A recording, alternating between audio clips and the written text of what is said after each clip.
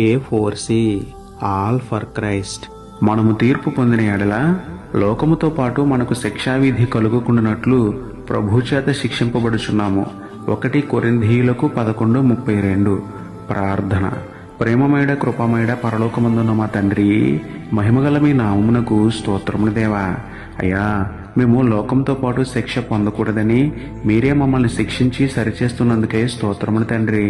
మాకు కలిగే శ్రమలు మమ్మల్ని పాడు చేసేవి కావు అని, శ్రమలు మమ్మల్ని మీ చెంతకు చేరే మార్గాలు అని గ్రహించి కష్ట సమయంలో నష్ట సమయంలో సైతం విశ్వాసం విడిచిపెట్టకుండా మీకు నమ్మకంగా జీవిస్తూ మీ ప్రేమను ప్రకటించేందుకు పరిశుద్ధాత్మ సహాయాన్ని మాకు అనుగ్రహించమని వేడుకుంటూ, మమ్మల్ని శిక్షించి శిక్షణనిచ్చే సత్యదేవుడైన మీకే స్తుతులు చెల్లించుకుంటూ, నమ్ముటని వలనైతే నమ్మువానికి సమస్తమును సాధ్యమే అన్న విశ్వాసంతో యేసయ్య పరిశుద్ధ నామములో ప్రార్థించి పొందుకున్నాము పరమ తండ్రి.